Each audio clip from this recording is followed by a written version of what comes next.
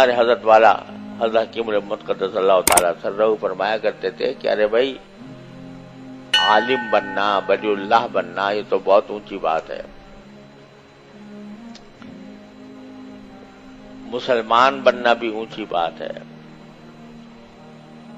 کم از کم انسان تو بن جاؤ. انسان، ایسا انسان کہ جو انسان کہلانے کا مستحق ہو، جانور نہ ہو، بھیڑیا نہ ہو، تکلیف پہنچانے والا جانور نہ ہو. امام غزالی رحمۃ اللہ علیہ فرماتے ہیں کہ اللہ تعالی نے جو جانور پیدا کیے ہیں ان میں سے کچھ تو وہ ہیں جو بیچارے نقصان کچھ نہیں پہنچاتے، فائدہ ہی فائدہ پہنچاتے. گائے ہے، بھینس ہے، بکری ہے، کبھی بیچارے تمہیں ستاتے نہیں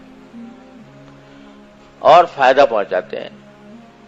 دودھ تم ان کا پیتے ہو، کاٹ کے تم انہیں کھا جاتے ہو، ان بے زبانوں کو نقصان کو نہیں پہنچاتے. کچھ ایسے ہیں جو نقصان ہی پہنچاتے ہیں، فائدہ نہیں پہنچاتے. درندے، بھیڑیے، شیر، چیتا، یہ سب نقصان ہی پہنچاتے ہیں. کچھ ایسے ہیں جو بیچارے نہ نقصان پہنچاتے ہیں نہ فائدہ پہنچاتے ہیں، اپنی زندگی گزار رہے ہیں بیچارے. تم ہی ان کے اوپر کبھی ظلم کر لیتے ہو. خرگوش سے بھاگا پھر رہا ہے بیچارہ، وہ تمہیں کوئی نقصان نہیں پہنچاتا. ہرن ہے، پھر رہا ہے، تم ہی پکڑ لیتے ہو، بعض اوقات اس کو شکار کر لیتے ہو، لیکن وہ نہ تمہیں نقصان پہنچاتا ہے نہ تمہیں فائدہ پہنچاتا ہے. تو امام غزالی رحمۃ اللہ علیہ فرماتے ہیں کہ اے انسان، تو کم از کم اگر ان جانوروں میں شامل نہیں ہوتا جو نفع پہنچاتے ہیں تو کم از کم ان میں شامل ہو جا کہ جو نہ نفع پہنچاتے ہیں نہ نقصان پہنچاتے ہیں. تو یہ غصہ ایسی چیز ہے جو انسان کے اعمال کو ضائع کر دیتا ہے. حضرت ابو ذر غفاری رضی اللہ تعالیٰ عنہ کا حضرت بلال سے ایک مرتبہ تکرار ہو گئی، ان کے درمیان جھگڑا ہو گیا. حضرت ابو ذر کو غصہ آ گیا، حالانکہ درویش آدمی تھے بالکل، لیکن آ گیا غصہ. اور غصہ آ کر حضرت بلال کو کہہ دیا، یبن سودا، اے کالی کلوٹی ماں کے بیٹے. کیونکہ حضرت بلال حبشہ کے رہنے والے تھے تو ان کی والدہ جو تھیں وہ بھی حبشیہ تھیں، تو ظاہر ہے حبشیوں کا تو رنگ کالا ہوتا ہے. یبن سودا، اے کالی کلوٹی عورت کے بیٹے، یہ کہہ دیا حضرت بلال. حضرت بلال رضی اللہ تعالیٰ عنہ نے خود کہا ہوگا یا کسی طرح اطلاع پہنچی رسول کریم صلی اللہ علیہ وسلم کو کہ ابو ذر نے لڑائی کے دوران حضرت بلال کو یہ کہہ دیا ہے. تو آپ نے بلایا حضرت ابو ذر کو اور بلا کر فرمایا، انک امرؤ فیک جاہلیہ، تم ایسے آدمی ہو کہ ابھی تک تمہارے اندر جاہلیت باقی ہے.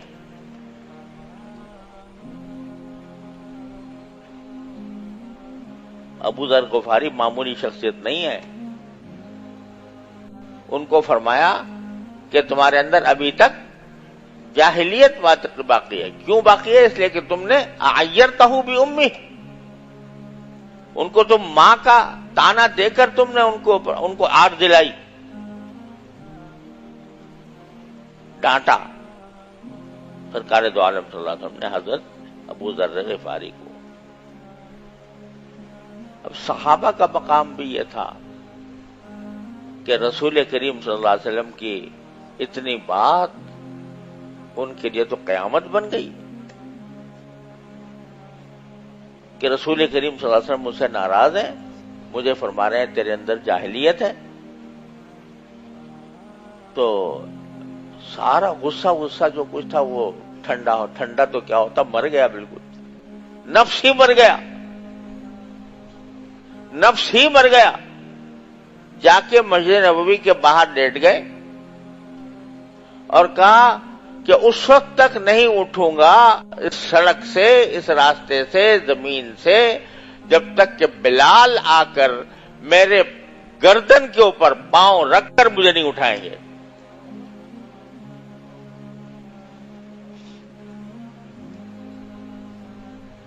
लोगों ने कहा कि भाई हो गया, माफी कर लो, माफ कर लो। हुजूर अक़दस सल्लल्लाहु अलैहि वसल्लम भी फरमाते हैं माफी मांग लेता है बंदा तो माफ हो जाता। कहा ना, मैंने इतनी बड़ी ज्यादती की, मुझे रसूल करीम सल्लल्लाहु अलैहि वसल्लम ने फरमाया कि तेरे अंदर जाहिलियत है,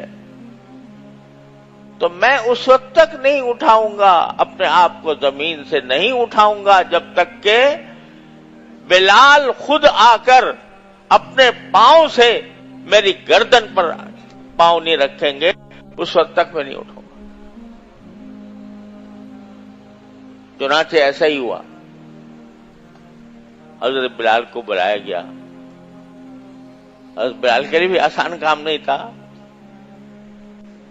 इतने बड़े सहाबी हैं, उनके लिए ये काम करना, लेकिन वो दिल पर पत्थर रखकर उन्होंने यही काम किया।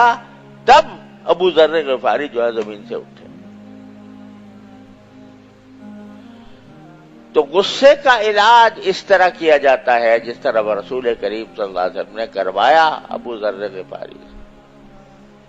तो मेरे भाइयों अजीजों, मैं अपने आप को पहले और फिर अपने वास्ते से आप हजरात से अर्ज करता हूं कि जब तक ये गुस्से की